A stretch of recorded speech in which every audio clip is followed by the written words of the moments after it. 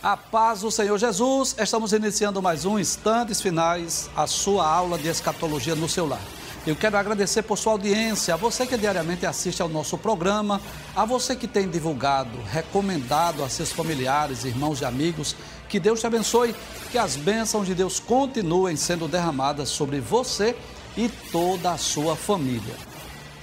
Eu gostaria de lembrar mais uma vez que você pode assistir a programação da Rede Brasil de qualquer lugar do Brasil e do mundo, pelo YouTube, pelo Facebook, pelo Instagram, Rede Brasil Oficial e IEADPE Oficial, ou pelo site www.iadpeplay.org.br. Se você deseja entrar em contato conosco, enviar a sua mensagem, a sua pergunta, a sua crítica, a sua sugestão, o número do WhatsApp está aparecendo aí na sua tela. O prefixo é 81 e o número é o 99491-2293. Se você está acompanhando os instantes finais, você sabe que nós estamos estudando sobre os personagens da grande tribulação. Nós já falamos sobre alguns personagens aqui durante esta semana. Já estudamos sobre os 144 mil judeus, que são os pregadores do evangelho do reino milenial. Já explicamos sobre as duas testemunhas, aqueles dois servos de Deus, aqueles dois profetas que serão levantados por Deus no período da grande tribulação. E no programa anterior nós estudamos sobre a pessoa do anticristo, a primeira besta que surge lá no livro do Apocalipse, no capítulo de número 13. Bem, geralmente, antes de nós iniciarmos a nossa aula, nós recapitulamos a aula anterior, que é só para relembrar o que vimos e também aquelas pessoas que, por alguma razão, não assistiram o programa, possam pelo menos ter uma ideia do que nós estudamos, né? Então, antes de falarmos do nosso assunto hoje, vamos recapitular rapidinho o que vimos ontem, tá bom? Então, nós vimos que essa primeira besta refere-se ao líder político, que é o anticristo, e vimos que esse termo anticristo significa contra Cristo ou no lugar de Cristo. Será o opositor de Cristo durante o período da grande tribulação e será o maior representante de Satanás no futuro. Vimos também que essa besta aparece aí com 7 cabeças, com 10 chifres, e também com diademas. Isso fala dos países ou possivelmente blocos econômicos que estarão apoiando essa besta. Explicamos, inclusive, né, que o livro do Apocalipse é muito simbólico e essa besta aí, claro, não é no sentido literal, representa a maldade, a crueldade deste líder político. Vimos também, versículo de número 2, por favor. Nós explicamos ontem essas imagens, né? Porque diz que essa besta, o anticristo, é semelhante ao leopardo, os seus pés como de urso e a sua boca como de leão. E nós dissemos que vai ter característica dos impérios grego, do império medo-persa e do império babilônico. Nós vimos isso aí ontem, né? Próxima tela, vimos que uma das suas cabeças, com ferida de morte, foi curada, né, dessa chaga. E isso nos leva a crer, é possível que seja o ressurgimento do império romano, até porque naquelas feras que vimos na tela anterior, aquela grande fera representa tanto Roma quanto o império do anticristo. Vimos também que este homem será adorado bem como Satanás. Os homens estarão adorando a Satanás e estarão também adorando o anticristo. E ele será considerado um homem invencível. As pessoas vão dizer, quem é que vai batalhar contra ela? Ou seja, contra este homem, né? Porque será um homem que terá praticamente os exércitos do mundo inteiro à sua disposição. Vimos também que ele irá blasfemar de Deus, daqueles que estão no céu. Uma das características do governo e do próprio anticristo é que ele será um homem blasfemo, vai blasfemar de Deus, do céu e daqueles que habitam no céu. Vimos também ontem que ele vai perseguir os santos, né, os que se converterem durante a grande tribulação, e muitos servos de Deus serão mortos. Nós já falamos sobre isso em programas anteriores também. Ainda no versículo 13, no versículo 7 do capítulo 13, nós vimos que vai receber poder, né, de toda tribo, língua e nação. Não estamos com isso dizendo que todas as nações irão apoiá-lo, mas ele terá o apoio da maioria das nações. E finalmente vimos que ele será adorado, né, pelas pessoas cujos nomes não estão escritos no livro da vida do Cordeiro, né? Então, foi o assunto que nós vimos ontem sobre a pessoa do anticristo, líder político, que estará governando o mundo durante o período sombrio da grande tribulação e cremos que isso ocorrerá após o rapto ou arrebatamento da igreja. Dissemos também ontem que é possível que ele já exista, talvez até já seja o líder de uma nação. Você sabe que a nossa escatologia é bíblica, nós não gostamos da escatologia especulativa, que gosta de sensacionalismo. Não, nós não gostamos. Nossos pés são firmes no chão e, claro, tomando por base as profecias bíblicas. Então, podemos dizer como uma possibilidade que talvez esse homem já exista, talvez já esteja no mundo, talvez já seja líder de uma nação, mas só no tempo é que ele irá se revelar como o anticristo, um líder mundial. E dissemos também ontem que já houve períodos em que o mundo foi governado, dominado por um homem.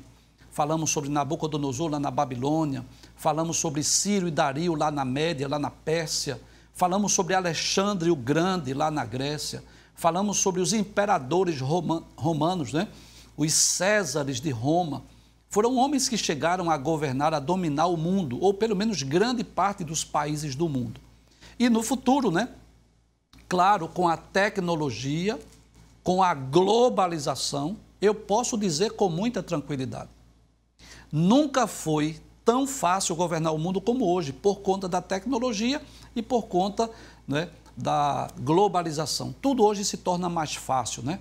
E você sabe disso, o mundo já está se dividindo em blocos econômicos. Nunca houve tantas viagens de líderes de nação que estão se reunindo, não é, visitando uns aos outros, trocando ideias. Enfim, o mundo está sendo literalmente preparado. A plataforma do governo do anticristo já está sendo preparada e talvez até quase pronta para a ascensão deste grande líder político.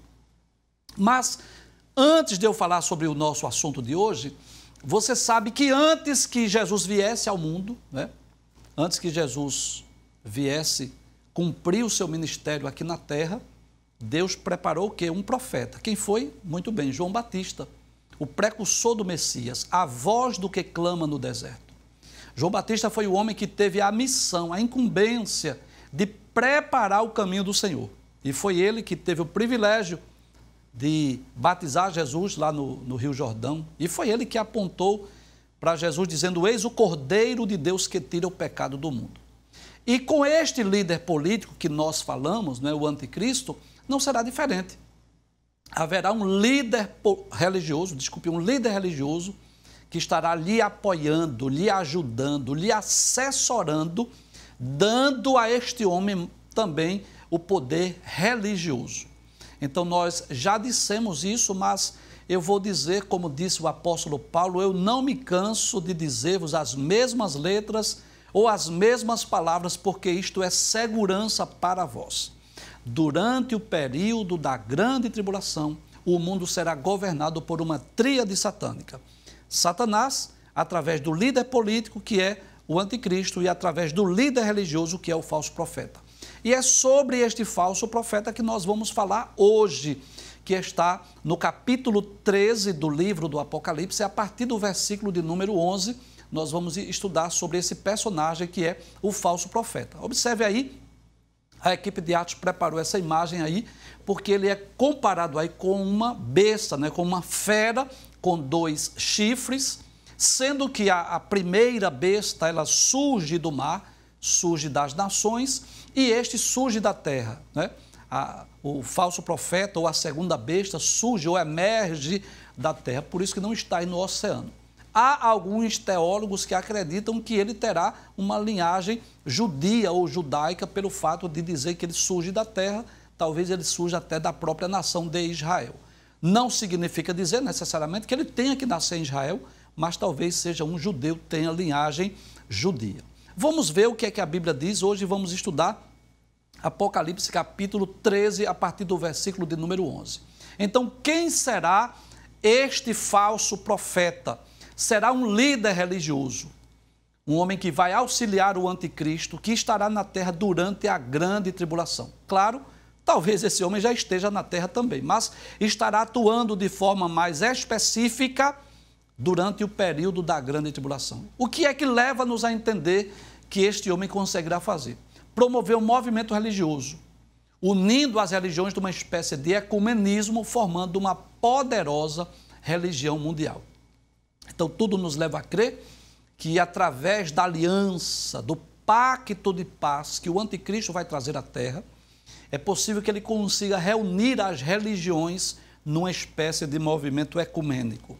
Seria mais ou menos isso. Olha, você continua na sua religião, agora nós vamos unir aqui os credos, unir a nossa fé para nós podermos adorar aqui ao anticristo, que será considerado como sendo Deus, né? Paulo disse que ele vai se sentar no trono de Deus querendo ser Deus. Então vamos ver o que é que diz a Bíblia Sagrada no livro do Apocalipse, capítulo 13, a partir do versículo 11. João vai dizer assim, olha, eu vi subir da terra uma besta, ou seja, uma fera, e tinha 2 chifres semelhantes aos de um cordeiro e falava como dragão. Então há 2 informações importantes aí. Primeiro, esses 2 chifres, eles representam o poder político e o poder religioso. Esse homem terá essa capacidade extraordinária, claro, poder dado através de Satanás, de unir tanto o poder político como o poder religioso. E o texto diz, abra a tela por gentileza, que ele ele tinha 2 chifres semelhantes ao de um cordeiro, detalhe, né?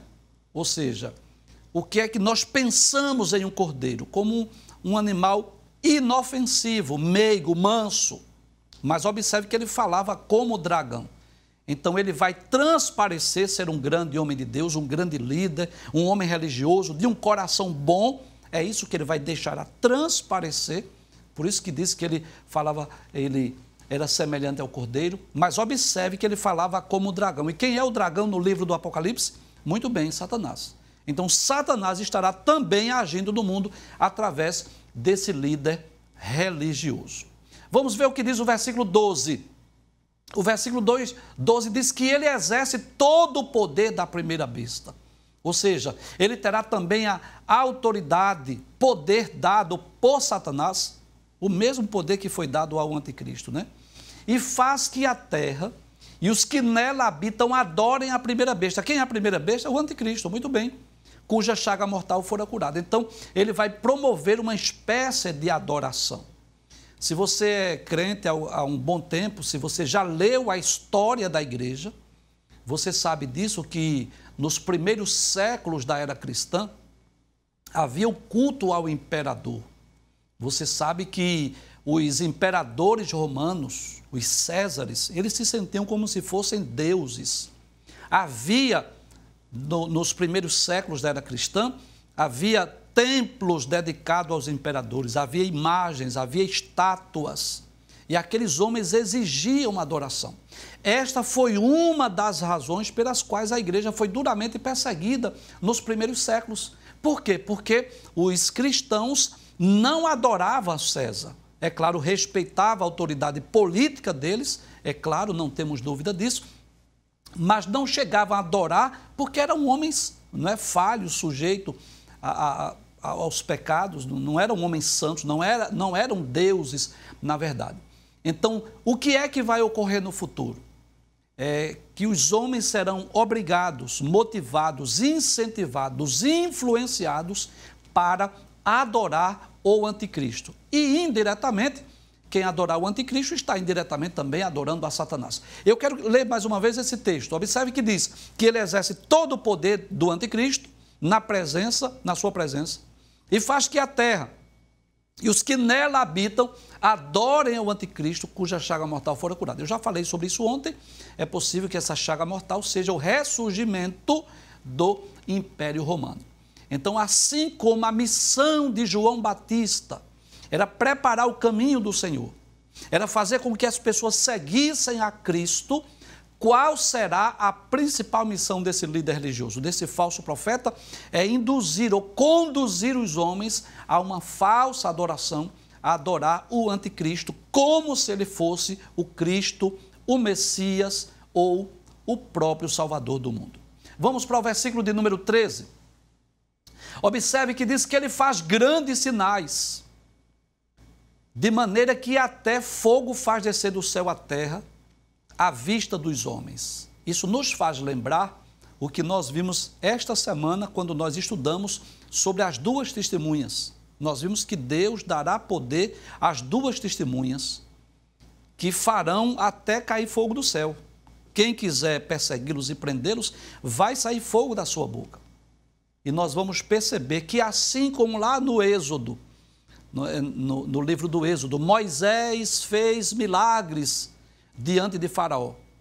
E os magos de Faraó também fizeram milagres na presença de Faraó. Assim será no período da grande tribulação. As duas testemunhas, que está no capítulo 11 do Apocalipse, farão milagres, coisas extraordinárias e até farão cair fogo do céu. Mas Satanás, através desse líder religioso, também vai fazer esse milagre. Vai fazer até cair fogo do céu. E não só isso. Veja o que o texto diz, né? À vista dos homens, vai fazer cair fogo do céu à vista dos homens. Colocamos aí também um texto que está em Mateus capítulo 24, versículo 24. Jesus disse assim, olha, surgirão falsos cristos e falsos profetas, e farão tão grandes sinais e prodígios que, se possível fora, enganariam até os escolhidos. Então, observe que este homem fará milagres, e claro, não é um milagre que será realizado por Deus, será um milagre realizado através do poder de Satanás. As pessoas costumam perguntar, professor, Satanás tem poder? Com certeza. Ele não é onipotente, a onipotência pertence só a Deus. Mas ele é um ser espiritual que tem poder. Se você quer conhecer o poder de Satanás, leia os 2 primeiros capítulos de Jó. Veja o poder de Satanás, que fez também, naqueles dias, cair fogo do céu. Até os homens pensaram que vinha de Deus. Então, tomou todos os bens de Jó, enfim. Então, Satanás, ele é um ser espiritual poderoso. Agora, eu vou repetir, ele não é onipotente, porque a onipotência pertence só ao Deus Trino, né? Mas os seres angelicais têm poderes sobrenaturais. Então, assim como os 2 servos de Deus, os 2 profetas, farão milagres extraordinários e vão fazer até cair fogo do céu, o Satanás, através do falso profeta, também vai fazer. E vai fazer milagres. Vai fazer coisas extraordinárias. E Jesus já advertiu isso. Que, se possível for, vai enganar até os escolhidos. Ou seja, os salvos que estiverem na terra nesse período. Se não tomarem cuidado, vão até ser influenciados. Porque, ao ver os milagres, alguém vai dizer assim, olha aí, Deus está na vida desse homem. Mas, na realidade, ele estará operando milagres através do poder dado por Satanás. Porque o objetivo é exatamente enganar as pessoas. O objetivo não é fazer milagres para beneficiar as pessoas, mas sim para enganar. Vamos lá para o próximo versículo, versículo 14. Diz assim, engana os que habitam na terra. Observe aí o objetivo dos milagres.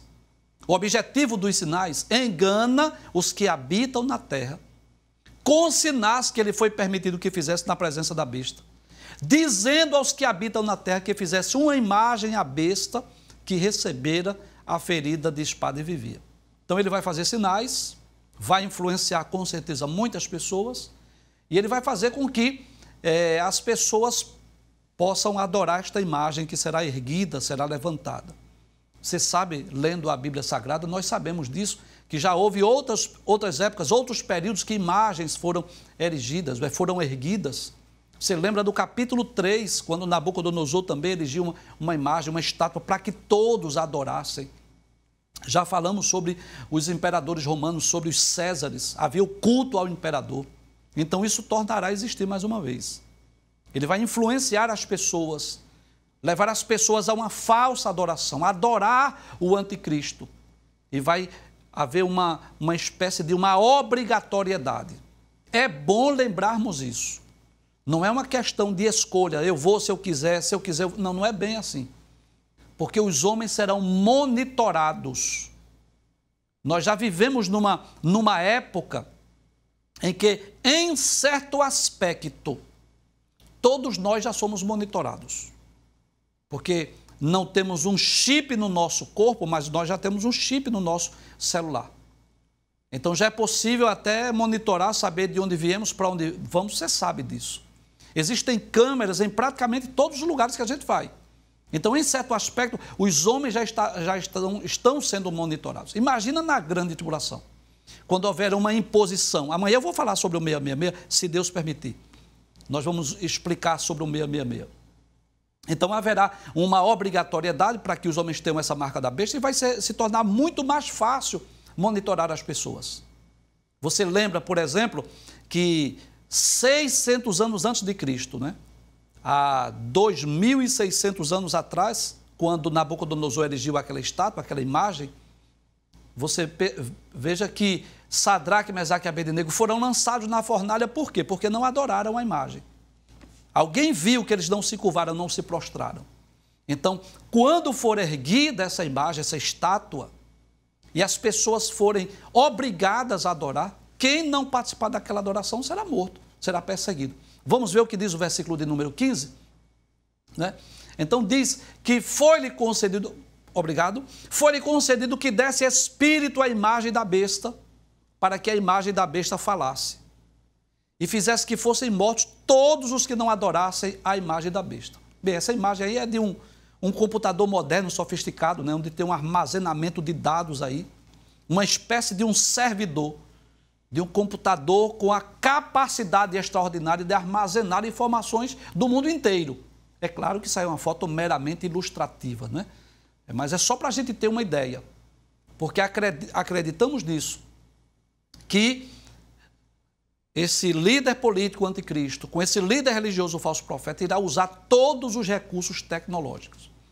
Então, foi-lhe concedido que desse espírito à imagem da besta, para que a imagem da besta falasse. Como assim, professor? Possivelmente ela vai acusar quem foi, quem não foi para adoração, quem adorou, quem não adorou, através dessas informações, desse monitoramento. Então, todos aqueles que não adorarem serão perseguidos e serão mortos. Veja o que o texto diz. E fizesse que fossem mortos todos os que não adorassem a imagem da besta. Então haverá uma espécie de obrigatoriedade. Agora, que coisa interessante. Volte para cá, por favor. Observe que aqueles que não adorarem a besta, não participarem desse culto, vamos dizer assim, serão perseguidos e mortos. O texto diz. Mas nós vamos observar que haverá também juízos para aqueles que adorarem a besta. Veja o que diz Apocalipse, capítulo 14, versículo 9 a 11. E seguiu o terceiro anjo dizendo com grande voz: se alguém adorar a besta e a sua imagem e receber o sinal na testa ou na mão, o que é que vai acontecer? Também o tal beberá do vinho da ira de Deus, que se deitou não misturado no cálice da sua ira, e será atormentado com fogo e enxofre diante dos santos anjos e diante do Cordeiro. E a fumaça do seu tormento sobe para todo sempre, e não tem repouso, nem de dia nem de noite. Os que adoram a besta e a sua imagem, e aquele que recebeu o sinal do seu nome. Em outras palavras, o sofrimento ele será inevitável. As pessoas que não adorarem, não, eu não quero adorar a imagem, eu não quero participar desse culto idólatra, eu não quero participar dessa religião. Não quer não? Pronto, você vai ser morto. Você vai morrer. E é bom lembrar isso. Muitas pessoas já me perguntaram essa semana. O simples fato de não aceitar a marca da besta, o simples fato de não aceitar a religião do falso profeta, já garante a salvação? Claro que não. O que garante a salvação, o que é? Muito bem, a fé em Cristo. A salvação sempre será pela fé em Cristo, no sacrifício. Então, o que é que as pessoas terão que fazer para sobreviver no sentido espiritual, para obter a sua salvação durante a grande tribulação? Terão que receber Jesus como seu Salvador, crer na mensagem do Evangelho do Reino, que Jesus vai voltar para implantar o milênio, rejeitar a religião do falso profeta, rejeitar o plano de governo do anticristo e dar até a sua vida se for preciso. Então, se for preciso, seja morto, deixe ser fuzilado, porque aí sim será salvo. Mas se a pessoa não recebeu Jesus como seu Salvador, mas também não adorou a imagem, o que fez? Vai morrer e não vai ser salvo. Então a salvação sempre será pela fé em Cristo. Mas se a pessoa receber a marca da besta, participar dessa religião idólatra, adorar o anticristo, o que é que vai acontecer? A Bíblia diz que esse aí receberá o vinho da ira de Deus. E o que é que vai acontecer? Será atormentado com fogo e enxofre diante dos santos anjos, diante do Cordeiro. Ou seja, essa pessoa será condenada e vai perder a sua salvação. Há um outro texto, capítulo 16, versículo 2, se eu não me engano, volta para lá, por favor, a última tela. Isso, capítulo 16, versículo 2, que nós já estudamos. É um juízo divino sobre as pessoas que tiverem a marca da besta. Capítulo 16, versículo 2. E foi o primeiro e derramou a sua taça, o primeiro anjo aqui, sobre a terra, e fez-se uma chaga má e maligna nos homens que tinham o sinal da besta e que adoravam a sua imagem. Em resumo, será impossível as pessoas não sofrerem durante a grande tribulação. Será impossível. Ou ele vai sofrer pela perseguição do anticristo, do falso profeta, será morto, ou então ele vai apoiar o anticristo, a religião do falso profeta, vai ter toda a liberdade de trabalhar, comprar e vender, mas além dos juízos divinos que serão derramados sobre a terra, essa pessoa irá perder a sua salvação. Então, este é o, digamos assim, o quarto personagem que estamos estudando essa semana, que é exatamente esse líder religioso. Nós vamos perceber ainda em Apocalipse, capítulo de número 13, que ele vai fazer com que todos recebam o selo da besta, mas sobre isso nós falaremos no próximo programa.